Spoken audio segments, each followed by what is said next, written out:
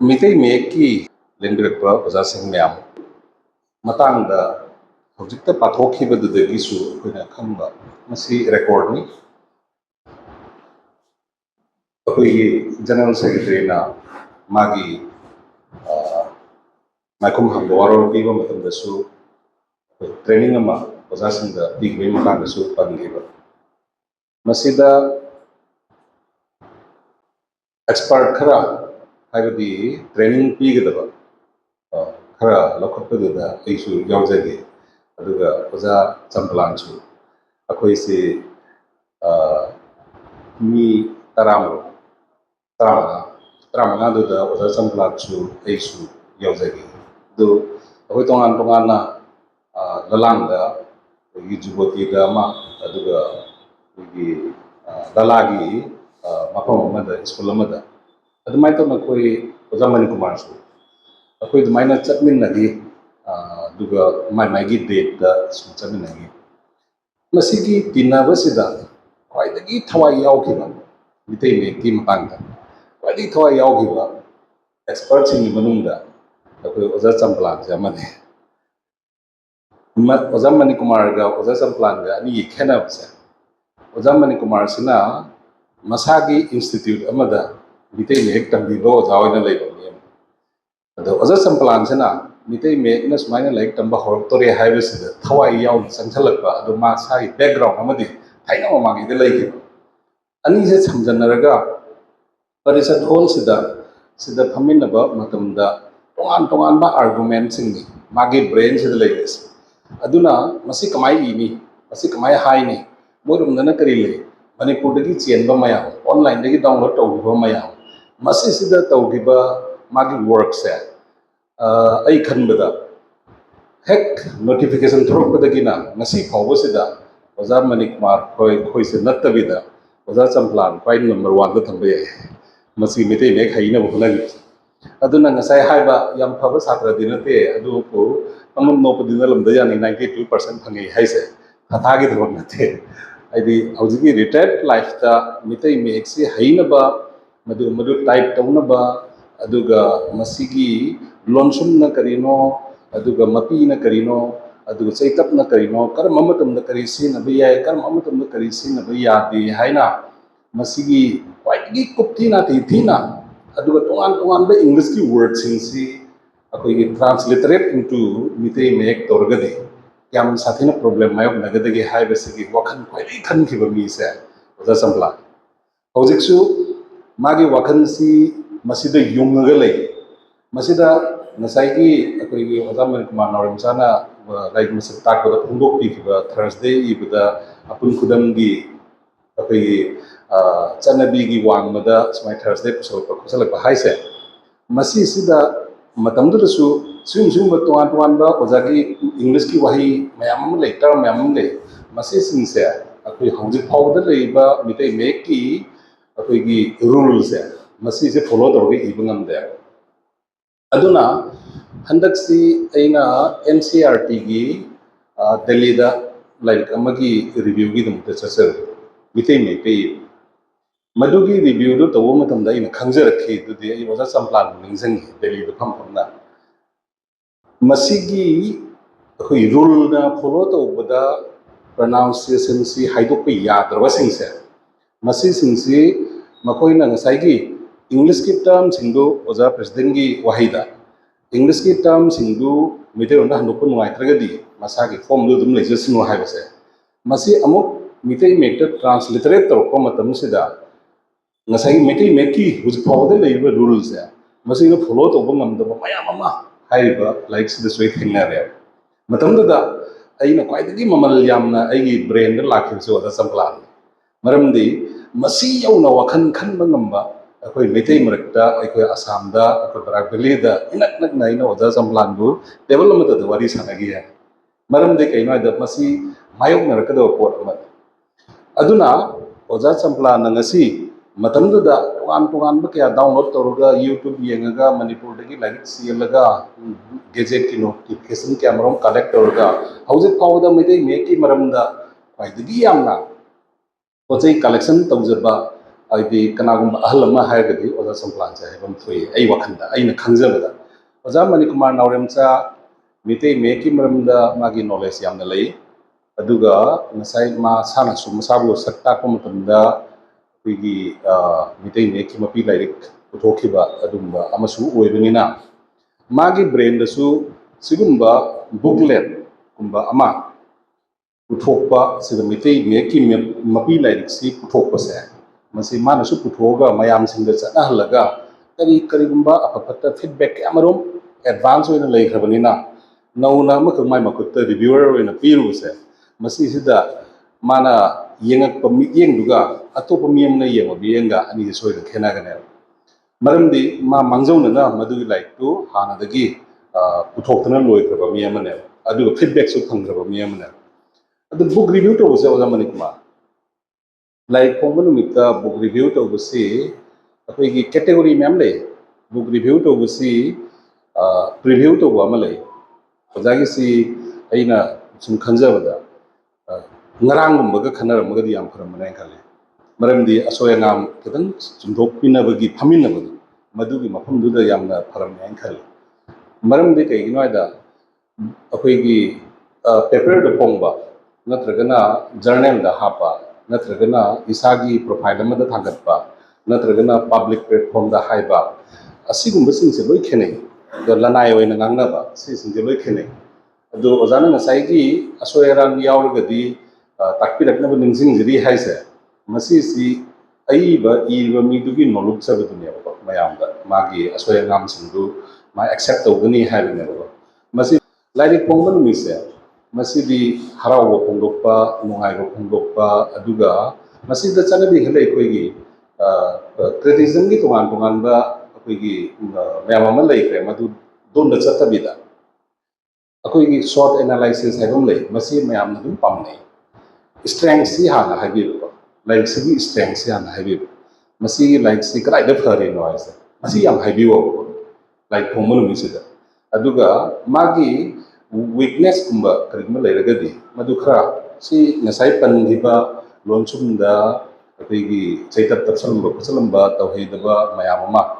ꯑꯣꯖꯥ ꯃꯅꯤꯀꯨꯃꯥꯔꯒꯤ ꯌꯥꯝ ꯉꯛꯄ ꯑꯃꯅ ꯀꯩꯅꯣ ꯍꯥꯏꯕꯗ ꯃꯥꯁꯦ ꯑꯥꯔꯇꯤꯁꯅꯤ ꯋꯥꯔꯤ ꯂꯤꯕ ꯃꯤꯅꯤ ꯑꯗꯨꯒ ꯑꯩꯈꯣꯏꯒꯤ ꯀꯣꯃꯦꯗꯤꯌꯟ ꯑꯃꯅꯤ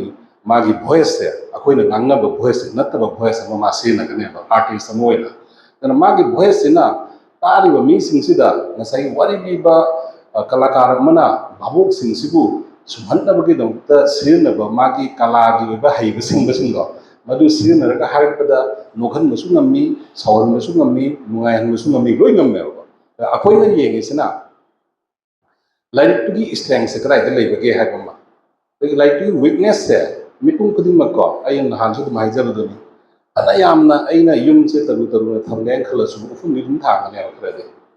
ꯑꯗꯨꯃꯥꯏꯅ ꯑꯩꯅ ꯐꯅ ꯌꯥꯝꯅ ꯍꯣꯠꯅꯔꯁꯨꯀꯣ ꯑꯁꯣꯏꯕꯗꯤ ꯑꯗꯨꯝ ꯈꯔꯗꯤ ꯑꯗꯨꯝ ꯌꯥꯎꯕꯅꯦꯕ ꯃꯔꯝꯗꯤ ꯀꯩꯅꯣ ꯍꯥꯏꯗ ꯀꯨꯔꯥꯟ ꯅꯝꯕꯗ ꯕꯅꯥꯟ ꯂꯥꯜꯂꯤ ꯒꯤꯇꯥ ꯅꯝꯕꯗ ꯕꯅꯥꯟ ꯂꯥꯜꯂꯤ ꯑꯗꯨꯒ ꯕꯥꯏꯕꯜ ꯅꯝꯕꯗ ꯕꯅꯥꯟ ꯂꯥꯜꯂꯤ ꯑꯗꯨꯅ ꯕꯤꯕ꯭ꯂꯤꯀꯦꯜ ꯄꯣꯏꯟ ꯑꯣꯐ ꯚ꯭ꯌꯨꯗꯒꯤ ꯑꯩꯈꯣꯏ ꯊꯥꯖꯅꯕꯤ ꯑꯃ ꯂꯩ ꯁꯩꯇꯥꯟꯁꯦ ꯀꯗꯥꯏ ꯂꯩꯒꯦ ꯍꯥꯏꯗ ꯄ꯭ꯔꯦꯁꯇ ꯂꯩ ꯁꯩꯇꯥꯟ ꯀꯥꯏ ꯂꯩ ꯄ꯭ꯔꯦꯁꯇ ꯂꯩ ꯀꯃꯥꯏꯅ ꯍꯥꯏꯅꯣ ꯕꯥꯏꯕꯜ ꯅꯝꯕꯗ ꯕꯅꯥꯟ ꯂꯥꯜꯍꯟꯕ ꯉꯝꯃꯤ ꯑꯗꯨꯅ ꯃꯤ ꯑꯃꯅ ꯐꯅ ꯌꯥꯝꯅ ꯍꯣꯠꯅꯔꯁꯨ ꯃꯥꯒꯤ ꯋꯤꯛꯅꯦꯁ ꯈꯔꯗꯤ ꯁꯣꯏꯗꯅ ꯁꯨꯝ ꯂꯩꯔꯅꯦꯕꯀꯣ ꯃꯤꯑꯣꯏꯕꯒꯤ ꯄꯨꯟꯁꯤꯗꯕꯨ ꯑꯣꯏꯔꯁꯨ ꯃꯥꯒꯤ ꯄ꯭ꯔꯗꯛꯇꯕꯨ ꯑꯣꯏꯔꯁꯨ ꯑꯗꯨꯅ ꯃꯥꯒꯤ ꯋꯤꯛꯅꯦꯁꯁꯦ ꯁꯨꯃꯥꯏꯅ ꯑꯁꯣꯟꯕ ꯂꯥꯏꯔꯤꯛꯁꯤꯗ ꯑꯁꯣꯟꯕ ꯃꯇꯥꯡ ꯈꯔ ꯂꯩ ꯈꯨꯗꯝ ꯑꯣꯏꯅ ꯁꯨꯃꯥꯏꯅ ꯍꯥꯏꯅ ꯍꯥꯏꯔꯒ ꯑꯗꯩ ꯑꯇꯩꯁꯨ ꯈꯤꯇꯪ ꯌꯦꯡꯊꯅꯅꯤꯡꯕ ꯈꯔ ꯑꯃꯁꯨ ꯂꯩꯔꯦ ꯍꯥꯏꯅ ꯈꯔ ꯌꯥꯝ ꯇꯦꯟꯅ ꯊꯝꯕꯤꯔꯝꯕꯁꯤꯃ ꯂꯩ ꯑꯗꯨꯒ ꯑꯣꯄꯣꯔꯆꯨꯅꯤꯇꯤ ꯑꯃ ꯂꯥꯏꯔꯤꯛꯁꯤꯅ ꯄꯤꯕ ꯌꯥꯕ ꯃꯥꯒꯤ ꯑꯣꯄꯣꯔꯆꯨꯅꯤꯇꯤꯁꯦ ꯀꯩꯅꯣ ꯍꯥꯏꯕ ꯑꯃꯒ ꯂꯥꯏꯔꯤꯛꯁꯤꯗ ꯃꯥꯌꯣꯛꯅꯔꯛꯀꯗꯕ ꯊ꯭ꯔꯦꯠꯁꯦ ꯀꯩꯅꯣ ꯍꯥꯏꯕ ꯑꯃꯒ ꯁꯤꯒꯤ ꯄꯣꯏꯟ ꯃꯔꯤꯁꯤꯗ ꯑꯗꯨꯝ ꯑꯩꯈꯣꯏ ꯀꯣꯂꯦꯖ ꯅꯩꯅꯕ ꯈꯪꯗꯦ ꯌꯨꯅꯤꯚꯔꯁꯤꯇꯤ ꯅꯩꯅꯕ ꯈꯪꯗꯦ ꯄꯣꯂꯤꯇꯤꯀꯦꯜ ꯅꯩꯅꯕ ꯈꯪꯗꯦ ꯄꯨꯝꯅꯃꯛꯁꯤꯗ ꯁꯤꯒꯨꯝꯕ ꯐꯣꯔꯃꯨꯂꯥ ꯑꯃꯒ ꯑꯗꯨꯝ ꯄꯥꯟꯅꯩ ꯃꯌꯥꯝ ꯄꯨꯝꯅꯃꯛ ꯌꯥꯝ ꯄꯥꯝꯃꯦ ꯑꯗꯨꯅ ꯑꯩꯕꯨ ꯍꯥꯏꯖꯧ ꯍꯥꯏꯇꯥꯔꯒꯗꯤ ꯂꯥꯏꯔꯤꯛ ꯑꯅꯤ ꯑꯃ ꯁꯣꯝꯗ ꯂꯩꯈ꯭ꯔꯦ ꯃꯄꯤ ꯂꯥꯏꯔꯤꯛꯇꯤ ꯃꯆꯥ ꯃꯆꯥ ꯃꯌꯥꯝ ꯂꯩ ꯃꯄꯤ ꯂꯥꯏꯔꯤꯛ ꯃꯆꯥ ꯃꯆꯥ ꯃꯌꯥꯝꯁꯤꯡꯁꯤ ꯃꯅꯤꯄꯨꯔꯗꯒꯤꯁꯨ ꯆꯦꯟꯅꯔꯒ ꯃꯌꯥꯝ ꯄꯥꯏꯅꯔꯦ ꯑꯗꯨꯒ ꯃꯃꯥ ꯃꯄꯥ ꯊꯋꯥꯏ ꯌꯥꯎꯕ ꯀꯥꯡꯕꯨꯁꯤꯡꯅ ꯑꯣꯖꯥ ꯃꯅꯤꯀꯨꯃꯥꯔꯒꯤ ꯃꯄꯤ ꯂꯥꯏꯔꯤꯛ ꯄꯥꯏꯗ꯭ꯔꯁꯨ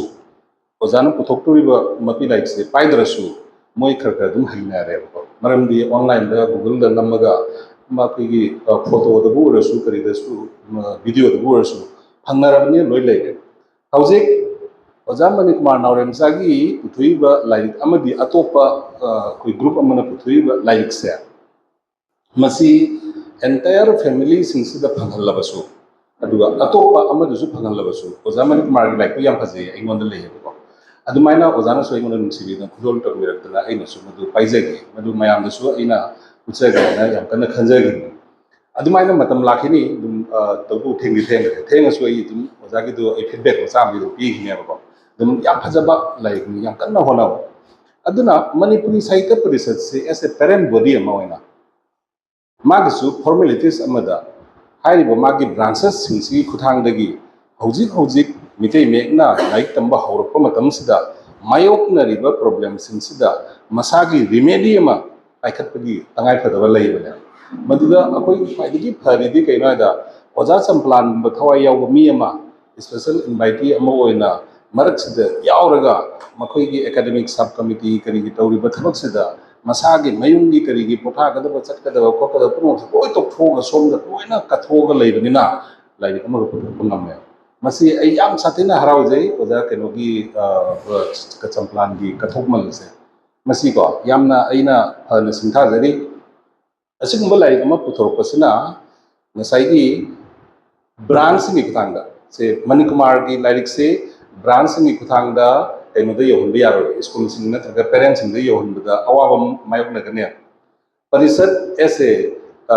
ऑर्गेनाइजेशन अमा होइना मागी ऑर्गेनाइजेशन की स्ट्रक्चर सिदा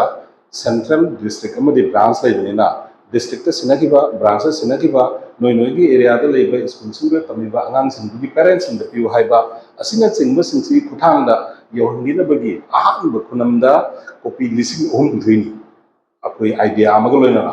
अदुना मसीगी हौजिक ओइरैबा सिचुएशन कइनो हाइबदा मसी मतांगदा अखोई तोंगान तोंगानबा सेक्शन सेक्शन कैमरोमदा वारी कैमरोम सानारी मरमदि कइनादा मितै मेक्ता लाइक तमहनबगी होनबसे मसीगी मणिपुरी साहित्य परिषद की अम्ब्रेला समा दगी ओजा स्टाना पदि लुचिंबा अखोई एमएफपीसीसी मदुगी अम्ब्रेला अनी सिदा होय मरकता चिंहाइनबा कोकाइनबा पुनहनबा मयाम खक लैहे दु समझलगा अइना पुलपना लौजनिंगिदी केनोदगी स्टेट तगी समटाइम्स मणिपुरी साहित्य परिषद हाइबसी मणिपुरी साहित्य सभा हाइना सुइरपुदम यो अदुना समटाइम्स करि खनगे द एमएलपीसीसी समक मणिपुरी साहित्य परिषद ओइर मारे सु खनबसु यो अदुगा नतेने अनी से तोगान तोगान ने न खलु मतमदा अनिमकी एड्रेस इसलकसु यो अदुना अखोइना एस ए जनरल मेंबर ओइना अखोइना उजरी से कइनो हाइदा हाइरिबा संस्था अनी सिगी खुथांगदगी अखोइना मेते मेगना like तंबसी लेपख्रेबको Masih करिदा medium थमग लेपके हाइबदा मणिपुरदा like लाइसु तंबगी चांगसे university you're UPSC दा एपीएससी दा अदैदी अखोइगिसु सिगुम सिमसे लानी अदैदी अतै अतै थबक संग सिंदा करिसिंदा लोइना अखोइ मिते मेगना लोइ तौबा तारनी आइना हाइबसिदा तोंगान तोंगान लनाई लेवल दा ऑर्गेनाइजेशन लेवल दा नद ग्रुप लेवल दा अखोइ डिस्कशन तौनबा मतमसिदा अमखक उरिसे कइनादा अखोइ असम की मेंटालिटी का मणिपुर मेंटालिटी का अनिसे खरखेने दुना तंजा से लौजरगा इन हाइजनिंगिदी मणिपुर दी असमिस ना असम दा वखन खनबगुमना मणिपुर दा मणिपुरी सिंह वखन खनबने द मेजॉरिटी कंसाइंस तो मेजॉरिटी कंसाइंस समा मणिपुर दा लई मिते सिंगी असम दा असमिस की मेजॉरिटी कंसाइंस सम खगले अदुमाइना अखोइ सी मणिपुरी अमा ओइना मणिपुर की प्लेटफॉर्म दा खल्लिबा मिते सिंगी कंसाइंस टू चा मानना कोइना सिदा असम दा लेरगा खंसी है यादे अदुना कोई ई असम की करी डिसीजन लौगदगे हाइबदा ओजा चांसु याविरमना खल्ले आइना अखोइगी वांखेम सरत होय लैरिङै मतमदा कइनोदा अखोइगी कोनुंग लेका करियाबा ओजा कइनोदा हुजिकी हाउ कोनजंग लेकाय कोनजंग लेकाय दा हमबा मिफमदसु अइना यावजबदगी अइना सुम पुखचबदे अदुदसु ओजा होयसु मयाम पनमक्से खोइ मतम कुइनदगी खनराव पोरमनी फेप ताबा ngumdana lerpa हंदक फिरेप तादना मिते मेना लाइक तंबा हाइबसी यानगी बसिदा अइना याम कन्ना इतोमतना खंजगी बंगले मसी मिते मेना लाइक तंबा हाइबसिना इखोइदि याम चावबा समस्या अमा मायोकना हलनी है मसी करिगिनो हाइदा अखोइगी माइंडसेट का मणिपुर की माइंडसेट का मानदबनिना अखोइगी कनोसिंगसी अइना रीड तोथोकबा अखोइ असम की मिते सिंगी अदुगा ओजा वरोबिदि यादे अखोइ कनोगी हाइरिबा ꯃꯌꯥꯝꯁꯤꯡꯁꯤꯅ ꯂꯧꯅꯔꯛꯄ ꯃꯇꯝꯁꯤꯗ ꯑꯩꯈꯣꯏ ꯃꯁꯤꯅ ꯆꯨꯝꯃꯦꯅ ꯂꯧꯔꯦ ꯔꯃꯁꯄꯤꯒꯨꯁꯨ ꯍꯔꯥꯎꯔꯦ ꯒꯣꯔꯃꯦꯟ ꯅꯣꯇꯤꯐꯤꯀꯦꯁꯟ ꯊꯣꯛꯇꯅ ꯈꯣꯠꯇꯅ ꯑꯣꯏꯔꯦ ꯑꯗꯨꯒ ꯃꯩꯇꯩ ꯃꯌꯦꯛꯁꯦ ꯂꯥꯛꯄ ꯃꯇꯝꯁꯤꯗ ꯀꯣꯃꯥꯟꯒ ꯀ꯭ꯂꯥꯁ 1ꯒ ꯍꯥꯟꯅ ꯍꯥꯏꯖꯤꯜꯂꯛꯄꯅꯦꯕꯀꯣ ꯑꯗꯣ ꯀꯣꯃꯥꯟꯒꯤ ꯅꯣꯂꯦꯖ ꯂꯩꯇꯅ ꯀ꯭ꯂꯥꯁ 1ꯗ ꯂꯥꯏꯔꯤꯛ ꯇꯝꯗꯣꯏꯁꯦ ꯃꯁꯤꯁꯤꯗ ꯈ꯭ꯋꯥꯏꯗꯒꯤ ꯆꯥꯎꯕ ꯄ꯭ꯔꯣꯕ꯭ꯂꯦꯝ ꯑꯃꯈꯛ ꯃꯥꯌꯣꯛꯅꯈ꯭ꯔꯦꯕ ꯑꯗꯨꯅ ꯀ꯭ꯂꯥꯁ 1ꯒꯤ ꯑꯉꯥꯡꯁꯤꯡ ꯂꯣꯏ ꯂꯧꯊꯣꯛꯈꯤꯕꯅꯦꯕ ꯑꯗꯨꯅ ꯑꯩꯅ ꯌꯥꯝ ꯀꯟꯅ ꯍꯥꯏꯕꯅꯦ ꯀꯔꯤꯒꯨꯝꯕ ꯇꯝꯍꯟꯒꯦ ꯍꯥꯏꯅ ꯂꯦꯞ ꯇꯥꯔꯒꯗꯤ ꯀꯣꯃꯥꯟꯗꯩ ꯍꯧꯕꯤꯌꯨ ꯀꯣꯃꯥꯟꯗꯩ ꯍꯧꯕꯤꯌꯨ ꯀ꯭ꯂꯥꯁ 1ꯁꯦ ꯂꯧꯊꯣꯛꯄꯤꯌꯨ ꯂꯥꯏꯔꯤꯛ ꯁꯦꯝꯃꯤꯕ ꯀꯥꯡꯕꯨꯁꯤꯡꯗꯨꯗꯁꯨ ꯑꯩꯅ ꯍꯥꯏꯕꯅꯤ ꯍꯥꯏꯗꯤ ꯃꯇꯝꯗꯨꯒꯤ ꯀꯟꯅ ꯒꯣꯔꯃꯦꯟꯒ ꯄꯥꯎ ꯐꯥꯎꯅꯔꯤꯕ ꯀꯥꯡꯕꯨꯁꯤꯡꯗ ꯑꯩ ꯑꯣꯖꯥ ꯆꯥꯟꯗꯁꯨ ꯑꯩꯅ ꯍꯥꯏꯖꯕ ꯌꯥꯕ ꯑꯗꯨꯝ ꯍꯥꯏꯖꯕꯅꯤ ꯃꯁꯤ ꯀꯣꯃꯥꯟꯁꯦ ꯃꯁꯤꯗꯒꯤ ꯍꯧꯕꯤꯌꯨ ꯀ꯭ꯂꯥꯁ 1ꯁꯦ ꯃꯊꯪꯒꯤ ꯆꯍꯤꯗ ꯀꯣꯃꯥꯟꯗꯨꯅ ꯀꯥꯔꯛꯄꯗ ꯑꯣꯏꯅ ꯆꯠꯅꯍꯟꯕꯤꯌꯨ ꯍꯥꯏꯕꯁꯦ ꯃꯁꯤꯁꯦ ꯑꯩꯅ ꯌꯥꯝ ꯀꯟꯅ ꯍꯥꯏꯖꯩ ꯑꯗꯨꯕꯨ ꯒꯣꯔꯃꯦꯟꯅ ꯂꯦꯞꯄꯛꯄ ꯋꯥꯅꯤ ꯀꯅꯥꯅ ꯍꯤꯛꯇꯣꯛꯄ ꯉꯝꯃꯨꯅꯤ ꯑꯍꯥꯟꯕꯒꯤ ꯑꯉꯥꯡꯗꯣ ꯈꯔ ꯋꯥꯖꯈ꯭ꯔꯒꯁꯨ ꯇꯨꯡꯗ ꯂꯥꯛꯀꯗꯕꯁꯤꯡꯗꯨ ꯐꯖꯈ꯭ꯔꯅꯦꯕ ꯑꯗꯨꯃꯥꯏꯅ ꯆꯠꯈꯤꯕꯅꯦꯕ ꯑꯗꯨꯅ ꯍꯧꯖꯤꯛ ꯀꯔꯤ ꯄ꯭ꯔꯣꯕ꯭ꯂꯦꯝ ꯑꯣꯏꯒꯦꯗ ꯍꯧꯖꯤꯛ ꯀ꯭ꯂꯥꯁ 1ꯒꯤ ꯑꯉꯥꯡꯁꯤꯡꯁꯦ ꯑꯃꯨꯛꯇꯪ ꯊꯤꯔꯒ ꯌꯦꯡꯕꯤꯌꯨ ꯀ꯭ꯂꯥꯁ 1 ꯑꯉꯥꯡ ꯂꯩꯔꯝꯃꯣꯏꯕ ꯍꯧꯖꯤꯛ ꯑꯗꯨꯅ ꯃꯅꯤꯄꯨꯔꯤ ꯁꯥꯍꯤꯇ꯭ꯌ ꯄꯔꯤꯁꯠꯅ ꯑꯩꯈꯣꯏꯒꯤ ꯃꯥꯒꯤ ꯕ꯭ꯔꯥꯟꯁꯀꯤ ꯃꯈꯥꯗ ꯂꯩꯕ ꯑꯦꯔꯤꯌꯥꯗꯨꯗ ꯂꯩꯕ ꯁ꯭ꯀꯨꯜꯁꯤꯡꯗꯨ ꯁꯔꯚꯦ ꯑꯃ ꯇꯧꯕꯤꯌꯣꯕ ꯀ꯭ꯂꯥꯁ 1ꯒꯤ ꯑꯉꯥꯡꯁꯤꯡꯁꯦ ꯑꯌꯥꯝꯕ ꯍꯥꯟꯅ ꯂꯩꯔꯝꯕꯗꯒꯤ ꯀꯌꯥ ꯂꯧꯊꯣꯛꯈꯤꯒꯦ ꯍꯥꯏꯕꯒꯤ ꯐꯤꯕꯝ ꯈꯪꯒꯅꯦꯕ ꯑꯗꯨꯅ ꯃꯁꯤꯗ ꯑꯣꯖꯥ ꯄ꯭ꯔꯐꯨꯜꯂꯣ ꯑꯩꯈꯣꯏ ꯀꯟꯅꯁꯨ ꯑꯩꯈꯣꯏꯁꯨ ꯋꯥꯔꯤ ꯁꯥꯟꯅꯩ ꯃꯔꯩ ꯀꯟꯅ ꯌꯦꯠꯅꯩ ꯏꯆꯤꯜ ꯏꯅꯥꯎ ꯀꯟꯅ ꯈꯟꯅꯩ ꯀꯔꯤ ꯈꯟꯅꯩꯅꯣ ꯍꯥꯏꯗ ꯑꯩꯈꯣꯏꯅ ꯂꯧꯔꯤꯕ ꯗꯤꯁꯤꯖꯟꯁꯦ ꯃꯁꯤꯁꯤ ꯀꯅꯥꯗ ꯌꯦꯡꯉ ꯂꯧꯒꯦ ꯑꯣꯖꯥ ꯉꯧꯕ ꯑꯩꯈꯣꯏꯅ ꯌꯦꯡꯉꯤꯁꯦ ꯀꯔꯤꯗꯅꯣ UPSC ꯄꯔꯤꯈꯥ ꯊꯥꯕꯗꯅꯤ ꯑꯩꯈꯣꯏ ꯌꯦꯡꯉꯤꯁꯦ ꯀꯩꯅꯣ SSC ꯄꯔꯤꯈꯥ ꯊꯥꯕꯗꯅꯤ ꯑꯩꯈꯣꯏ ꯌꯦꯡꯉꯤꯁꯦ ꯀꯩꯅꯣ APSC ꯂꯥꯛꯄ ꯃꯇꯝꯗ ꯊꯥꯗꯣꯔꯤꯕꯗꯨꯒꯤ ꯀꯟꯁꯦꯞꯇꯅꯤ ꯀꯝꯄꯤꯇꯤꯇꯤꯚ ꯑꯦꯛꯖꯥꯝꯁꯤꯡꯗ ꯏꯔꯛꯀꯗꯕꯁꯤꯡꯗꯨꯗ ꯕꯦꯁ ꯇꯧꯔꯤꯅꯦꯕ ꯑꯩꯈꯣꯏ ꯋꯥꯈꯜꯁꯦ ꯑꯗꯣ ꯑꯩꯅ ꯑꯣꯖꯥ ꯄ꯭ꯔꯐꯨꯜꯂꯣꯒ ꯋꯥꯔꯤ ꯁꯥꯟꯅꯩ ꯕꯦꯆ ꯑꯃꯃꯝꯗ ꯑꯩꯈꯣꯏ ꯃꯤ ꯃꯁꯤꯡꯁꯦ ꯌꯥꯝꯁꯤꯜꯂꯛꯇ꯭ꯔꯕꯅꯤꯅ ꯑꯉꯥꯡ ꯆꯥꯝ ꯄꯥꯔꯁꯦ ꯑꯉꯥꯡ ꯆꯥꯝꯁꯦ ꯀꯦꯁ ꯁ꯭ꯇꯗꯤꯒꯤ ꯑꯣꯏꯅ ꯑꯉꯥꯡ ꯆꯥꯝꯁꯤꯗ ꯀꯔꯤꯒꯨꯝꯕꯗ ꯑꯉꯥꯡ ꯆꯥꯝꯁꯦ ꯕꯦꯆ ꯑꯃꯒꯤ ꯑꯉꯥꯡ ꯆꯥꯝꯁꯤꯗ APSC ꯅꯠꯇ꯭ꯔꯒ ꯀꯝꯄꯤꯇꯤꯇꯤꯚ ꯑꯦꯛꯖꯥꯝ ꯌꯥꯎꯗꯕ ꯑꯉꯥꯡꯁꯦ ꯃꯁꯤꯡ ꯀꯌꯥ ꯍꯣꯜ ꯏꯟꯗꯤꯌꯥꯒꯤ ꯑꯣꯏꯕ ꯀꯝꯄꯤꯇꯤꯇꯤꯚ ꯑꯦꯛꯖꯥꯝ ꯃꯌꯥꯝ ꯁ꯭ꯇꯦꯠꯀꯤ ꯌꯥꯎꯅ ꯃꯁꯤ ꯄꯨꯝꯅꯃꯛꯁꯤꯗ ꯆꯍꯤ ꯑꯃꯒꯤ ꯑꯉꯥꯡ ꯆꯥꯝꯁꯤꯗꯒꯤ ꯔꯤꯄ꯭ꯔꯖꯦꯟ ꯇꯧꯔꯛꯇꯣꯔꯤꯕ ꯑꯉꯥꯡꯁꯦ ꯍꯥꯏꯗꯤ 1ꯗꯒꯤꯅ 5 ꯐꯥꯎꯒꯤ ꯄꯔꯁꯦꯟꯇꯦꯖ ꯑꯣꯏꯅꯦꯕ ꯑꯩꯒꯤ ꯀꯦꯁ ꯁ꯭ꯇꯗꯤꯅꯤ ꯃꯁꯤꯗ 1ꯗꯒꯤꯅ 5 ꯐꯥꯎ ꯑꯣꯏꯔꯛꯀꯗꯕ ꯑꯉꯥꯡꯁꯤꯡꯗꯨꯗ ꯌꯨꯝꯐꯝ ꯑꯣꯏꯔꯒ ꯑꯩꯈꯣꯏ ꯗꯤꯁꯤꯖꯟ ꯂꯧꯔꯤꯅꯦ 95ꯀꯤ ꯂꯧꯔꯤ ꯅꯠꯇꯦ ꯑꯗꯨꯅ ꯃꯁꯤꯒꯤ ꯏꯝꯄꯦꯛ ꯑꯃ ꯅꯦꯒꯦꯇꯤꯚ ꯏꯝꯄꯦꯛ ꯑꯃ ꯇꯥꯔꯛꯀꯅꯤ ꯍꯥꯏꯁꯦ ꯑꯩꯅ ꯃꯥꯡꯖꯧꯅꯅ ꯀꯟꯅ ꯍꯥꯏꯖꯕꯗꯨꯗ ꯃꯌꯥꯝꯅꯗꯤ ꯑꯣꯔꯒꯅꯥꯏꯖꯦꯁꯟꯒꯤ ꯁ꯭ꯇꯦꯖꯇ ꯒꯣꯔꯃꯦꯟꯒꯤ ꯂꯦꯚꯦꯜꯗ ꯌꯥꯅꯗ꯭ꯔꯕꯅꯤꯅ ꯎꯄꯥꯏ ꯂꯩꯇ꯭ꯔꯦ ꯍꯧꯖꯤꯛ ꯀꯣꯏꯁꯟꯗꯤ ꯀꯔꯤ ꯍꯧꯖꯤꯛ ꯁꯤ ꯐꯤꯕꯝꯁꯦ ꯀꯃꯥꯏꯅ ꯇꯧꯁꯤꯒꯦ ꯍꯧꯖꯤꯛ ꯁꯤ ꯐꯤꯕꯝꯁꯦ ꯀꯃꯥꯏꯅ ꯇꯧꯁꯤꯒꯦ ꯍꯥꯏꯕꯁꯤꯗ ꯍꯥꯏꯗꯤ ꯑꯩꯈꯣꯏ ꯈꯨꯡꯒꯪꯗ ꯂꯩꯔꯤꯕ ꯃꯃꯥ ꯃꯄꯥꯁꯤꯡꯒꯤ ꯌꯥꯝ ꯕꯦꯔꯥꯅꯦ ꯀꯩꯒꯤꯅꯣ ꯍꯥꯏꯕꯗ ꯃꯣꯏꯁꯤ ꯐꯥꯔꯁ ꯖꯦꯅꯦꯔꯦꯁꯟ ꯁꯦꯀꯦꯟ ꯖꯦꯅꯦꯔꯦꯁꯟ ꯃꯩꯇꯩꯗꯤ ꯐꯥꯔꯁ ꯖꯦꯅꯦꯔꯦꯁꯟ ꯂꯔꯅꯔ ꯂꯩꯇꯦ ꯑꯌꯥꯝꯕ ꯁꯦꯀꯦꯟ ꯖꯦꯅꯦꯔꯦꯁꯟ ꯂꯔꯅꯔꯗꯤ ꯂꯩ ꯃꯔꯝꯗꯤ ꯃꯃꯥ ꯃꯄꯥꯁꯤꯡꯗꯣ ꯈꯛꯇ ꯂꯥꯏꯔꯤꯛ ꯂꯣꯏꯅ ꯍꯩꯌꯦ ꯃꯣꯏꯅ ꯈꯜꯂꯤꯁꯦ ꯀꯩꯅꯣ ꯏꯪꯂꯤꯁ ꯁ꯭ꯀꯨꯜꯗ ꯊꯥꯔꯗꯤ ꯏꯪꯂꯤꯁꯇꯨꯗꯤ ꯈꯔ ꯑꯩ ꯇꯥꯛꯄꯤꯕ ꯉꯝꯃꯤ ꯃꯤꯇꯩ ꯃꯌꯦꯛꯇꯨꯗꯤ ꯑꯩꯗꯤ ꯍꯩꯇꯦ ꯑꯗꯨꯅ ꯏꯆꯥꯗꯨꯅ ꯃꯤꯇꯩ ꯃꯌꯦꯛꯇ ꯂꯥꯏꯔꯤꯛ ꯇꯝ ꯇꯥꯔꯒꯗꯤ ꯑꯩꯅ ꯇꯥꯛꯄꯤꯕ ꯉꯝꯃꯣꯏ ꯁꯤꯅꯦꯕ ꯑꯗꯨꯅ ꯑꯉꯥꯡꯁꯤꯡ ꯂꯧꯊꯣꯛꯑ ꯏꯪꯂꯤꯁ ꯁ꯭ꯀꯨꯜꯗ ꯄꯨꯕꯅꯦꯕ ꯃꯁꯤꯒꯤ ꯀꯟꯁꯦꯞꯁꯤ ꯑꯩꯅ ꯃꯤ ꯃꯌꯥꯝ ꯑꯃꯒ ꯈꯟꯅꯔꯦ ꯑꯗꯨꯝ ꯌꯦꯡꯉꯦ ꯍꯧꯖꯤꯛ ꯄ꯭ꯔꯦꯁꯤꯗꯦꯟꯒꯤ ꯋꯥꯔꯣꯜꯗ ꯃꯅꯤꯄꯨꯔꯤ ꯃꯨꯁꯂꯤꯝ ꯄꯥꯉꯜ ꯏꯆꯤꯜ ꯏꯅꯥꯎꯁꯤꯡꯁꯤ ꯍꯥꯏꯔꯤꯕꯀꯣ ꯄꯥꯉꯜ ꯏꯆꯤꯜ ꯏꯅꯥꯎꯁꯤꯡꯒꯤ ꯃꯅꯨꯡꯗꯁꯨ ꯀ꯭ꯂꯥꯁ 1ꯗ ꯑꯉꯥꯡ ꯀꯌꯥ ꯂꯩꯒꯦ ꯌꯦꯡꯕꯤꯌꯣ ꯃꯁꯤ ꯀꯩꯅꯣ ꯑꯩꯅ ꯕꯔꯥꯛ ꯚꯦꯂꯤꯁꯤꯗ ꯑꯩꯒꯤ ꯁ꯭ꯇꯗꯤ ꯑꯃ ꯑꯩꯅ ꯂꯅꯥꯏ ꯇꯧꯖꯩ ꯃꯁꯤꯒꯤ ꯇꯧꯖꯕꯁꯤꯗ ꯃꯁꯤꯁꯤꯅ ꯃꯔꯝ ꯑꯣꯏꯔꯒ ꯑꯩꯈꯣꯏꯁꯤ ꯂꯧꯔꯤꯕ ꯗꯤꯁꯤꯖꯟꯗꯨ ꯀꯌꯥꯝ ꯆꯨꯝꯕꯅꯣ ꯂꯥꯟꯕꯅꯣ ꯍꯥꯏꯗꯣ ꯂꯧꯈ꯭ꯔꯕꯅꯤꯅ ꯂꯧꯈ꯭ꯔꯦ ꯍꯧꯖꯤꯛ ꯀꯔꯤ ꯇꯧꯁꯤꯒꯦ ꯍꯥꯏꯕꯁꯤꯗ ꯑꯣꯖꯥ ꯄ꯭ꯔꯐꯨꯜꯂꯣꯅꯁꯨ ꯑꯩꯉꯣꯟꯗ ꯌꯥꯝ ꯀꯟꯅ ꯍꯪꯉꯤ ꯀꯔꯤ ꯇꯧꯁꯤꯒꯦ ꯍꯧꯖꯤꯛ ꯀꯔꯤ ꯇꯧꯁꯤꯒꯦ ꯑꯗꯨꯒꯤ ꯄꯥꯝꯕꯩ ꯑꯃꯅꯦꯕ ꯁꯤꯁꯦ ꯄꯥꯝꯕꯩ 10ꯒꯤ ꯃꯅꯨꯡꯗ ꯁꯤ ꯑꯃꯅꯦ ꯃꯔꯝꯗꯤ ꯀꯩꯒꯤꯅꯣ ꯍꯥꯏꯗ ꯕꯦꯆ ꯑꯃꯗꯤ ꯃꯤꯁ ꯆꯠꯂꯅꯤ ꯀ꯭ꯂꯥꯁ 1ꯒꯤ ꯑꯉꯥꯡꯁꯦ ꯃꯤꯁ ꯆꯠꯂꯅꯦꯕ ꯍꯧꯖꯤꯛ ꯀꯣꯃꯥꯟ ꯀꯥꯔꯛꯇꯣꯏꯕ ꯑꯉꯥꯡꯁꯤꯡꯁꯤꯗ ꯊꯋꯥꯏ ꯌꯥꯎꯕ ꯑꯉꯥꯡ ꯈꯔ ꯁꯣꯏꯗꯅ ꯃꯃꯥ ꯃꯄꯥꯁꯤꯡꯅ ꯊꯥꯔꯛꯇꯣꯏꯗꯣ ꯃꯣꯏꯒꯤ ꯃꯃꯥ ꯃꯄꯥꯁꯤꯡꯗꯨꯗ ꯁꯤꯁꯦ ꯇꯝꯕꯤꯅꯕꯒꯤ ꯃꯔꯝ ꯑꯃ ꯑꯣꯏꯗꯣꯏꯅꯦꯕꯀꯣ ꯑꯗꯨꯅ ꯃꯣꯏꯗ ꯒꯥꯏꯗ ꯕꯨꯛ ꯑꯣꯏꯅ ꯃꯃꯥ ꯃꯄꯥꯁꯤꯡꯗꯁꯨ ꯑꯩꯈꯣꯏꯒꯤ ꯁꯦ ꯈꯨꯗꯝ ꯑꯣꯏꯅ ꯑꯩꯒꯤ ꯐꯦꯃꯤꯂꯤꯒꯤ ꯋꯥ ꯍꯥꯏꯖꯒꯦ ꯑꯩꯒꯤ ꯐꯦꯃꯤꯂꯤ ꯑꯩꯒꯤ ꯃꯧꯁꯦ ꯑꯄꯣꯛꯄ ꯂꯥꯏꯅꯤꯡꯒꯤ ꯏꯃꯨꯡꯗ ꯄꯣꯛꯇꯅ ꯆꯥꯎꯔꯛꯄ ꯃꯤ ꯑꯃꯅꯤ ꯃꯥ ꯅꯦꯕꯔ ꯀꯩꯗꯧꯉꯩꯗ ꯀꯣꯅꯨꯡ ꯃꯌꯦꯛ ꯍꯥꯏꯕ ꯃꯩꯇꯩ ꯃꯌꯦꯛ ꯍꯥꯏꯕꯁꯦ ꯃꯁꯛꯅꯕ ꯃꯃꯤꯠꯅꯐꯥꯎ ꯌꯦꯡꯉꯛꯇꯕ ꯃꯤꯅꯦꯕ ꯃꯔꯝꯗꯤ ꯌꯦꯂꯣ ꯃꯌꯦꯛꯇꯨ ꯌꯦꯡꯉꯒ ꯊꯥꯖꯔꯒ ꯃꯗꯨꯅ ꯅꯣꯡꯃ ꯑꯁꯥꯝꯒꯤ ꯑꯦꯟꯇꯌꯔ ꯃꯅꯤꯄꯨꯔꯤ ꯈꯨꯟꯅꯥꯏꯁꯤꯒꯤ ꯌꯦꯂꯣ ꯃꯌꯦꯛꯁꯤꯅ ꯑꯆꯨꯝꯕ ꯃꯌꯦꯛꯅꯤ ꯍꯥꯏꯅ ꯑꯣꯏꯔꯛꯀꯅꯤ ꯍꯥꯏꯅ ꯊꯥꯖꯔꯤꯕ ꯐꯦꯃꯤꯂꯤꯗꯨꯒꯤ ꯃꯆꯥꯅꯨꯄꯤꯅꯦꯕ ꯑꯗꯨꯒꯤ ꯃꯆꯥꯅꯨꯄꯤꯗꯨꯅ ꯃꯥꯏ ꯃꯆꯥꯅꯨꯄꯥꯁꯦ ꯍꯧꯖꯤꯛ ꯀꯣꯃꯥꯟ ꯃꯊꯪ ꯆꯍꯤꯗ ꯀꯥꯗꯣꯏꯅꯦꯕ ꯑꯩ ꯏꯆꯥꯅꯨꯄꯥꯁꯦ ꯑꯗꯨ ꯏꯆꯥꯅꯨꯄꯤꯗꯨꯗꯤ ꯅꯪꯍꯧꯗ꯭ꯔꯦ ꯏꯆꯥꯅꯨꯄꯥꯗꯣ ꯀꯣꯃꯥꯟ ꯀꯥꯗꯣꯏꯁꯤꯗ ꯃꯥ ꯃꯁꯥꯅ ꯍꯥꯏꯖꯩꯌꯦꯕꯀꯣ ꯁꯤꯒꯤ ꯄ꯭ꯔꯣꯁꯦꯁꯁꯤꯗ ꯑꯩ ꯏꯆꯥꯁꯦ ꯃꯅꯤꯄꯨꯔꯤ ꯃꯦꯗꯤꯌꯝꯗ ꯇꯝꯍꯟꯗꯣꯏꯅꯤꯅ ꯑꯩꯁꯨ ꯏꯆꯥꯅꯨꯄꯥꯒ ꯄꯨꯟꯅ ꯃꯩꯇꯩ ꯃꯌꯦꯛꯁꯦ ꯇꯝꯃꯤꯟꯅꯕ ꯇꯥꯔꯦ